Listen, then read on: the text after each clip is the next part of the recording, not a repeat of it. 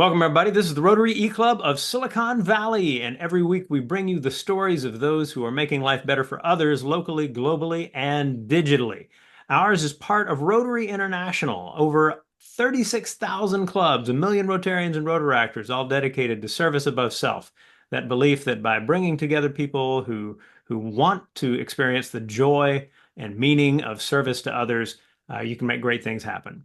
In our case, the Rotary E-Club of Silicon Valley is an online and asynchronous club devoted to the flexibility that some need in terms of joining a service effort of some kind. And we are excited to record talks from people who have these very interesting takes on what is possible. And in that spirit, today we have Dr. Mark Wagner here in California. And he is the lead for a company called Aries Learning that you're going to hear about. He has devoted several decades worth of work to being a teacher and an ed tech specialist and an entrepreneur, and we are excited to have him. Mark, it is good to see you. Welcome to the Rotary E-Club of Silicon Valley. I hand the mic over to you. Awesome. Thanks, Rushton. Good to see you as always. And thanks for having me and giving me a chance to share. So we are here talking about no less than preparing students and the next generation for humanity's future in space. So I will dive right in. I usually like to start by asking people what trajectory brought them here, because you'd be amazed what sorts of things bring people to a room where we're talking about space education, and to sort of play that a little broader. And I imagine each of you has an interesting trajectory through your own life. But people who are in the growing space economy have come to it from every imaginable direction. And there's people there with various interests and gifts and strengths and passions. And one of my goals is to help kids understand that they can be a part of this. They don't need to necessarily be scientists and engineers to be a part of what's happening with humanity's future in space. Today, though, because this is a asynchronous recorded session, I will simply introduce myself briefly. As Rustin suggested, I'm a lifelong space enthusiast. That's where I get to start this story now. I went to space camp a couple times as a kid. And both times I got the outstanding camper most likely to go to space award. So we'll see if that pans out. But my career took a turn. I actually went to school to be an astronautical engineer, but jumped ship like everybody in the 90s and ended up studying literature and philosophy. So I'm also a former teacher. I was a high school English teacher and tech coordinator some time ago, as the Blueberry iMac attests in the foreground.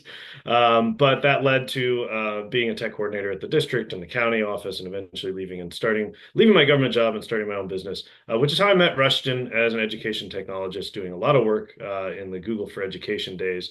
As they slowly but surely expanded from nothing to 95% market penetration in 2019 before COVID, Rushton. I don't know if you ever heard that stat, but our work was done. So I got the opportunity to think about what's next. And with all the excitement in space, sort of came full circle, and all of my work now focuses on space education. I was also inspired by the element of what I learned to call space philosophy. I went back to school. My PhD's in ed tech, but I went back to school to learn space education, got a graduate certificate in that, and space philosophy. And I'm using Star Trek here because it took me a while to figure this out, but Star Trek, one of the main reasons it appeals to me is it's essentially stories about, at its best, stories about diverse people working together to solve problems and help others using science and technology, and sometimes philosophy or spirituality, it turns out.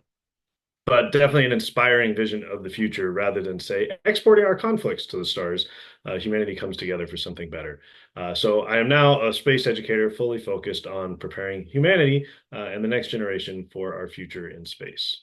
So the question today, though, is, are students ready for this reality? So we're not talking 40 years in the future. When I was a kid, we were going to be on Mars in 40 years. Now we're talking 10 years away.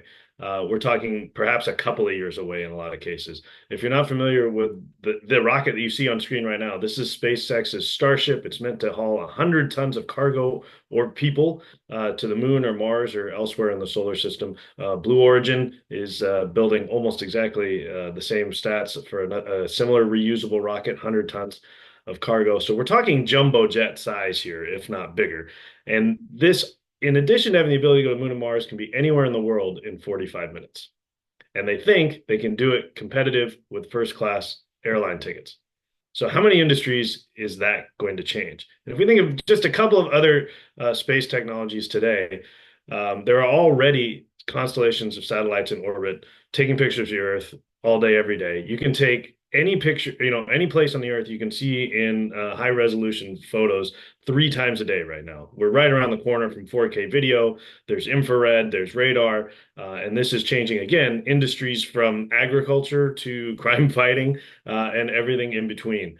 If we also look at, you may be familiar with the Starlink satellites. So this is orbital broadband. So think cell towers for your phones, but in orbit, bringing broadband to people regardless of borders or despots. We're talking changing the geopolitical reality down here, and that's changing all kinds of industries already. Similar to the way GPS changed everything from how we get around to how we order food to who we date, like very core human activities, right? From the flip side, the opportunity to talk about space in schools also solves the two biggest problems in schools, especially post-COVID. Last year, 70%, no, sorry, 30% of students in New York City were chronically absent. And those numbers are about triple what they were before the pandemic, which is a pattern that holds across the country. And in LAUSD, about 70% of teachers reported burnout and a desire to leave the profession. So we're talking a real problem with student disengagement and teacher burnout. But being able to engage them in talking about something they're interested in that's meaningful for their future, instead of looking over their back and remediating what they missed during COVID, turns out to be really successful. There was a study also last year that suggested 93% of US kids are interested in space. So it's not a boy thing or a girl thing or a primary or secondary. It's certainly not black or white or rich or poor or any other demographic. Like kids are interested in space, and they don't outgrow it. There's a joke that kids are interested in space and dinosaurs, and they outgrow dinosaurs, right? But this can be a solution to student engagement and teacher burnout, it turns out. From the flip side, from the outside, this is also a workforce development initiative. The space industry is already in excess of $400 billion a year, coming up on $1 trillion. They were saying 2040, now they're saying 2030. And that's not counting space solar power, which could be $1 trillion industry, should be, or asteroid mining, which could be a trillion, multi-trillion dollar industry.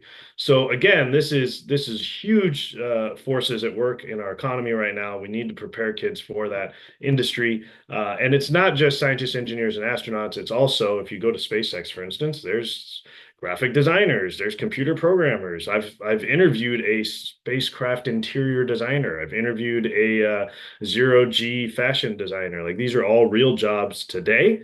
So we better be preparing kids for what's coming in the future. I often joke, even if you're working at a shoe company in the future, you better understand the materials that are coming out of space and how your shoe is going to use GPS and Starlink to know where it is and track people's fitness, right?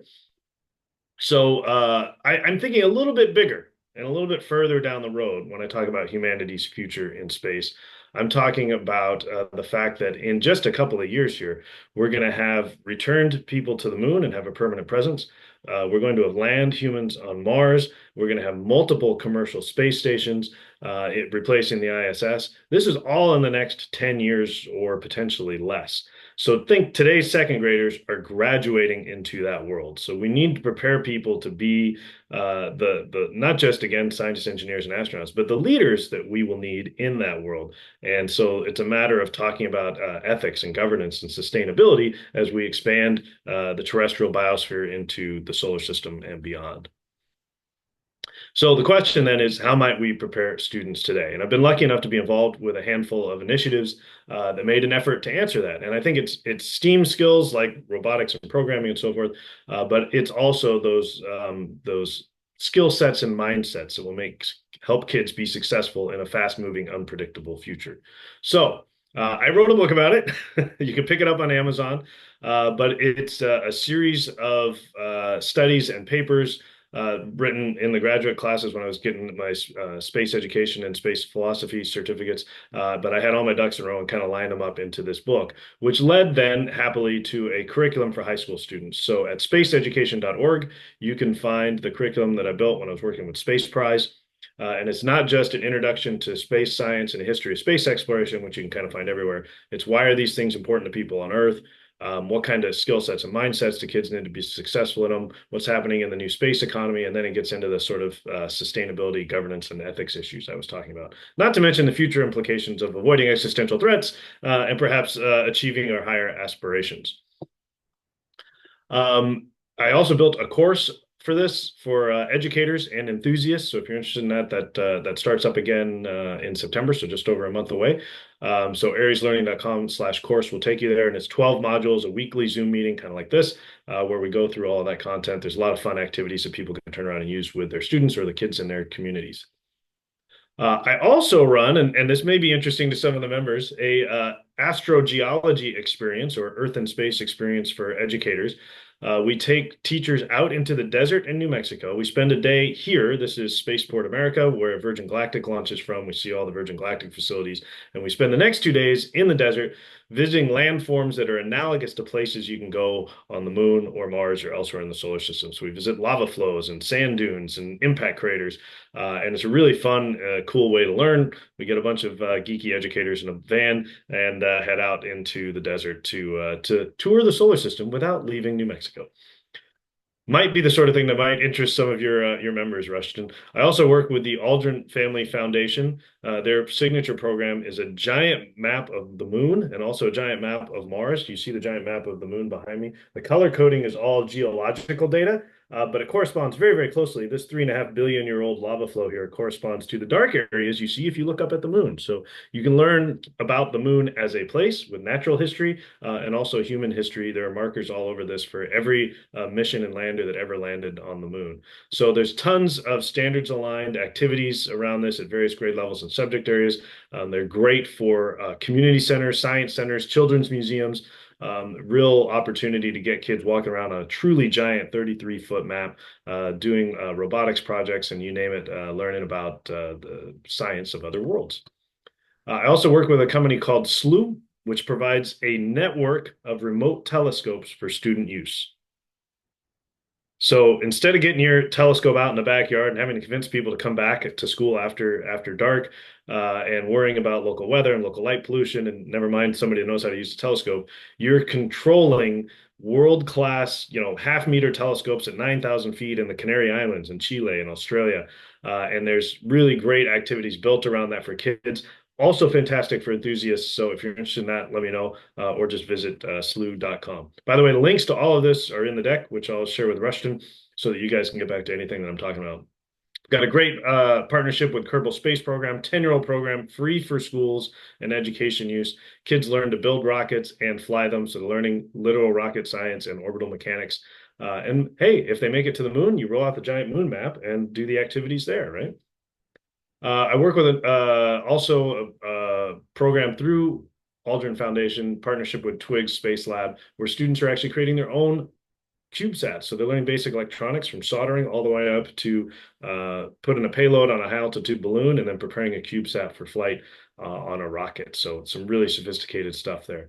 Lots of other programs that I'm involved with that you might want to bring to your community, particularly large events where we go through all this and share all these experiences for the teachers and enthusiasts in the region. But everything right up to student accelerators where they're learning to launch businesses around the ideas that they have related to space technologies. So a couple other free resources before we switch gears here.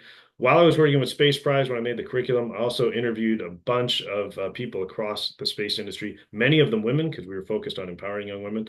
But astronauts, engineers, scientists, also designers and historians and lawyers all working in the space industry. So you guys can check that out. Again, you can go to spaceprize.org, spaceprize.org/speakers, or the YouTube link is in the deck. Similarly, I run a free online space education summit where a lot of the folks I've been talking about have been speakers, and that's all captured with a lot of the sessions shared online as well. So spaceeducation.squarespace.com, or you can just pick up the YouTube link from the deck. Another free opportunity, if you guys want to join the Facebook group dedicated to all this, it's the Space Educator Network. You can just go to spaceeducator.net. You'll find a lot of this stuff there. You can see some of the things I've been talking about pinned at the top, and there's a number of prolific members sharing resources all the time. Last resource, I have a spreadsheet I'm going to share with you with 100 space education resources in it, lightly annotated by our interns a couple years ago and growing ever since. What's the value to students or teachers? There's another column for parents. You guys can explore that and add to it if you've got resources that you think are not represented there. So I hope we will be able to turn an image like this of an asteroid near Earth into an opportunity rather than a threat. I'd like to think we can be mining that asteroid for getting industry off the Earth rather than allowing it to cause a potential extinction event. But we're talking big stakes here and preparing our next generation for our future in space.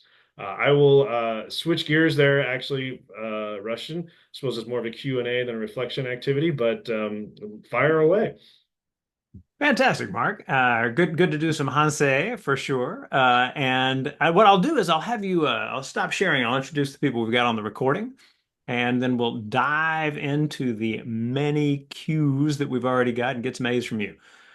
So first of all, on the call, I call it the call just because that happens.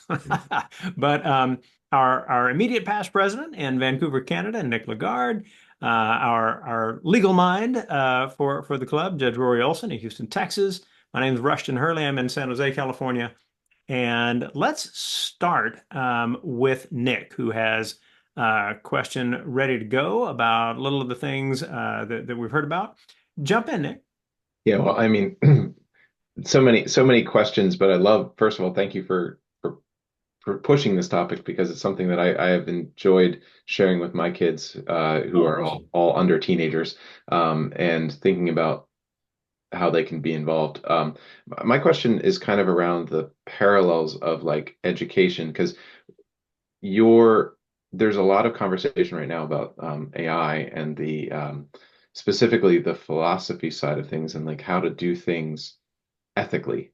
We had a wonderful presentation a while back, not that long, couple months ago, about ethics and AI, and I was curious about how you weave in the ethics part of the of space travel, and are there parallels to the other big technology leaps and the ethics there? Interesting. Yeah, I think when you get to these issues, and even I imagine Rushton will feel the same way.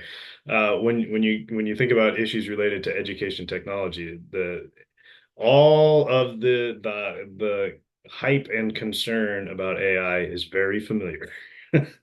Right. This idea of like, oh, kids can cheat by having AI write their paper. It's like, well, I'm pretty sure 10 years ago, 15 years ago, they were concerned about kids, copying off of Wikipedia. And, 10 years before that, it was, well, they just Googled a paper and downloaded it and left the URL at the bottom.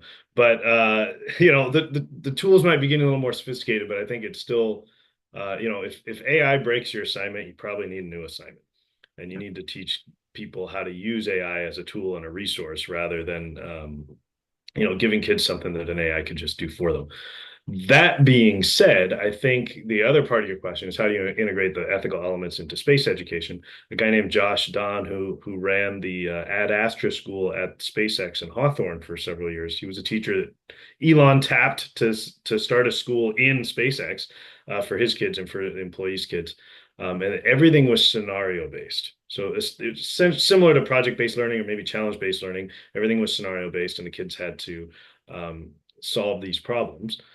For instance, an example they often used was Tesla related when they were talking about self-driving cars. The kids had to not only solve some engineering problems, they had to solve some ethical problems. And Josh was part of his system was always including an ethical dilemma in whatever they're learning about. Because if you think about it, if you take a moment to think about it, you can find the ethical dilemma in any situation. So this sort of stereotypical one is, oh, they had to decide like if the car is headed for a crosswalk with a baby carriage in it, do they hit the baby or do they hit the old people in the corner or do they hit the wall and kill the driver, right? So he would find the ethical elements. So in space education, for instance, if we're talking to kids about a settlement on Mars, then you can engage them in the question of who should go, who should be choosing who goes. And then you can introduce, if it hasn't come up, introduce money into that conversation. And should we be spending the money on something like that? When, for instance, there's other problems to solve here on Earth. And I don't think those things are mutually exclusive, I should be clear, but asking kids those ethical questions Like just being deliberate about whatever scenario you're engaging kids about, include the ethical elements of it, right? The ethical dimensions of it. Awesome, thank you. And my other, well, I'll ask other questions, but I'll let other people ask. The other thing is more of a joke, is that you're missing. It looked like you had a particle accelerator and the student accelerator Oh part. I'm yes, making a yeah, joke yeah. there, just to make a joke about the student accelerator. But thank you. This is super interesting. Yeah. Awesome, thanks. Yeah, I needed a good visual aid for that slide, and that worked. Well, as someone who's very much into finding perhaps tenuous visual aids as a way of having fun with a presentation, no problems for me. Now, let's get into some of the things you brought up moments ago, though. And when we think about how different opportunities might arise with regard to space, it was no small thing within the discussion when Blue Origin and Virgin Galactic, did their launches, that we were watching some very rich Western guys, right? Kind of engaged in this process. Are there things happening that make you optimistic that there is a broader swath of humanity getting ready to get engaged in this now? Oh, for sure. And I think there's a lot of ways to address what you're bringing up. But just that tail end, absolutely. If you guys aren't familiar with Space for Humanity, that's a huge part of their goal. It's a nonprofit, and they actually got some money via Blue Origin several years ago, and they have run a number of contests to identify people to send up on Blue Origin and Virgin Galactic. So they've been able to send people from other nations with different backgrounds, women and people of color, and it's just really awesome to see. They're really sort of at the beginning of their citizen astronaut project, but definitely look into Space for Humanity, because that's one thing that is giving me hope for that sort of future. There's also a whole community of people, and it's people in the space law community as well, that are really concerned with um, inclusiveness in space, and sometimes Americans get blinders like this when it comes to diversity and equity and inclusion, where like that means one thing in America, but Americans aren't thinking about everybody else. And so the idea of like, hey, if you're from a nation that doesn't have a space program, or doesn't have a crewed space program, or doesn't have launch capability, does that mean your whole culture is not participating in this thing? Is there a place for your people in the future? And there are nations, of course, that are working very, very hard to be a part of that. I've had some great interactions lately with people from Hungary, and also from Botswana. Like they want to be a part of this, and they're gearing up for that. Um, but we need to be thinking about that. Is it going to be the Americans and the Chinese that determine what our legal structure is when we get to the moon and to Mars? Is it going to be billionaires or oligarchs that decide what our social structure is going to be when we get there? And the more that we can plan ahead for that, the better prepared we'll be. And that's another reason why it's so critical right now. Like we need kids right now engaged in those ethical dilemmas and interested in working at the UN, or working in space law at the, in Europe and elsewhere. Like we've got to be able to include the whole world in this, and make sure that everybody's involved in a fair and equitable way. That said, right now the billionaires have the money to do it. Governments aren't moving as fast by a long shot. And the other thing that gives me hope is as depressing as it is to see Elon doing things on Twitter. Uh, the thing that gives me hope is if you look at Elon's actual like rhetoric and plans around space, and you look at Bezos's actual rhetoric and plans about space, they're downright inspiring. Like these are people who are literally trying to save the human race and trying to save the planet. Like Elon Musk wants to put people on Mars, not to get away from Earth and trash a second planet. Like he's literally trying to protect us from existential threats that might wipe us out here. And the sooner and faster and larger that humanity's multiplanetary, the better. And by the way, we're responsible for the whole biosphere here. We're the only life form on Earth that can get off of it. So we've got to take the whole biosphere with us. and make sure that Earth life is multiplanetary. It's not really just a human thing. And on Bezos's side, like a huge part of his motivation is getting industry off of Earth so that we can keep Earth a nice, beautiful place to be and to visit. And he wants to see 1 trillion people living and working in space so that they're not doing that here on Earth. And if you both of those guys have public image problems, but if you look at what they're actually trying to accomplish with their space companies and putting their own money into it, not without really it's certainly not a clear profit yet. Bezos has been putting money in Blue Origin since 2004. They're not making money.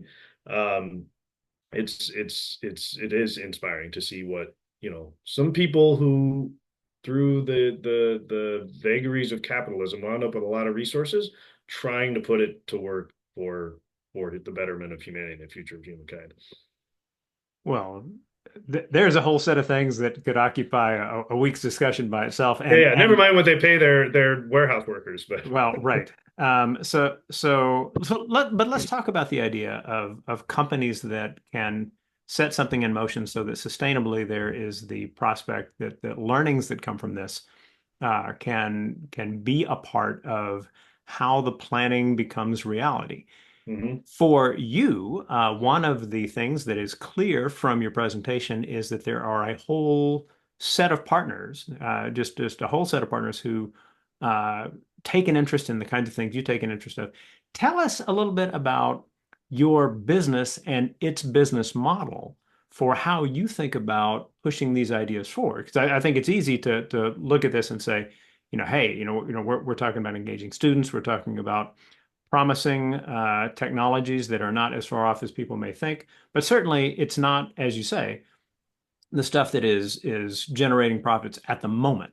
So tell us a little bit about how Aries Learning becomes a part of this as a larger effort.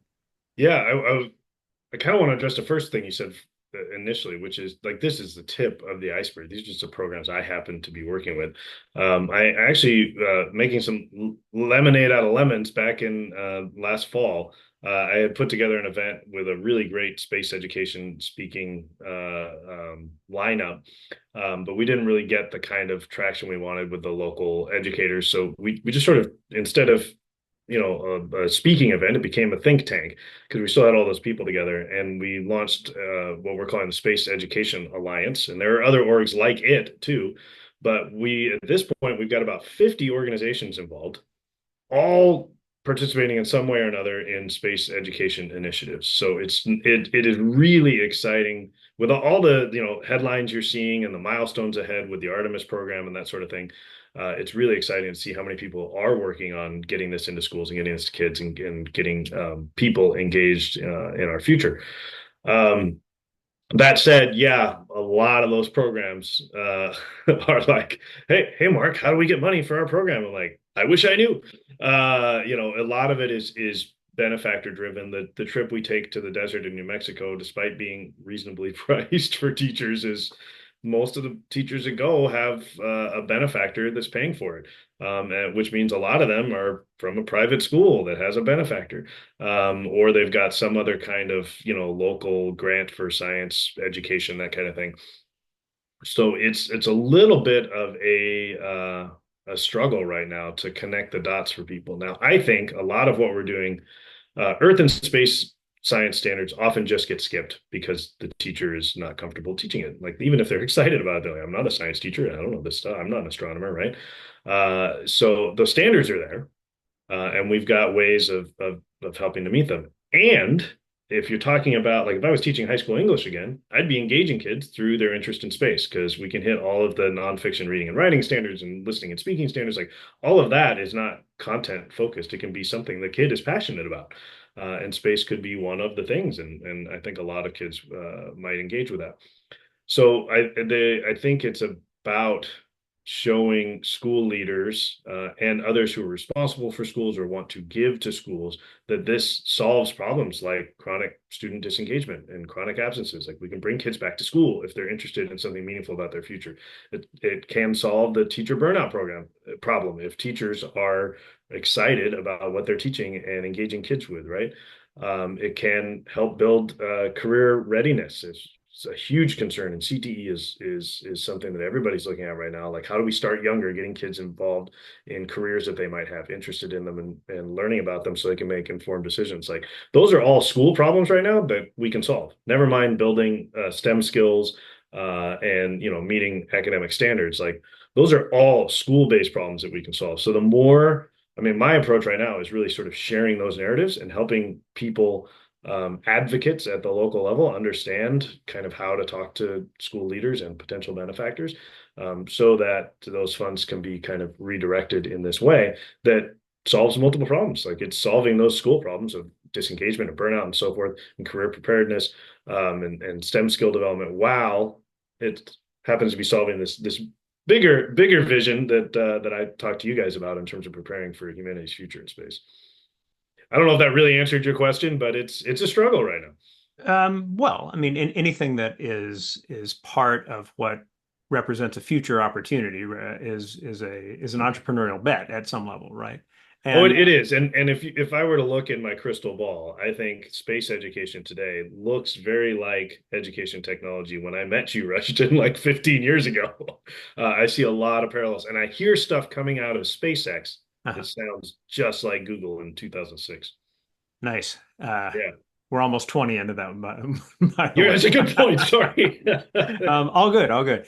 So one of the key pieces of your presentation had to do with the interest in space. I think you mentioned that 93% of the students surveyed in some research said expressed an So interest in space. Can you tell us more about the more detailed piece of that? What is that just a question of 50 kids, are you interested in space, or are we no, talking so about this something was far more than Wakefield Research did a study of 500 American families across demographics. So it's meant to be representative of the country.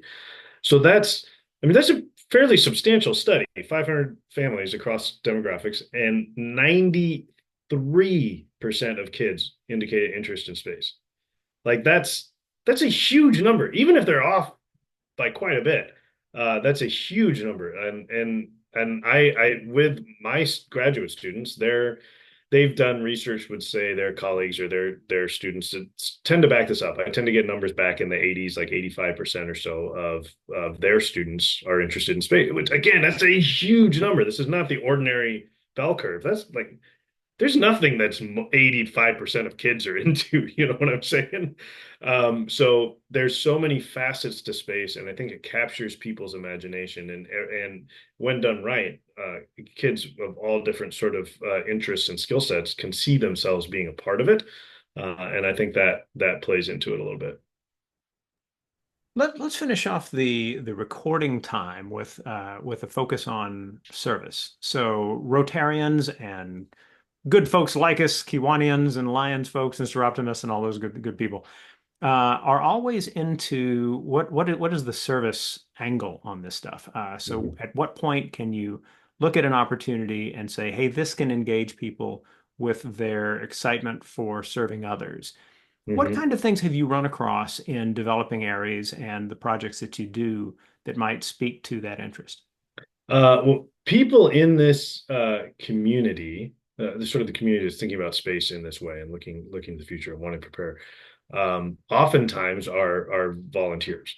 I'm lucky to have sort of taken my professional life and changed course a little bit here, but a lot of folks are like retirees running star parties or astronomy nights in their community, or a lot of the giant maps wind up in community centers and children's museums, and there's volunteers, talking to kids about the moon or whatever.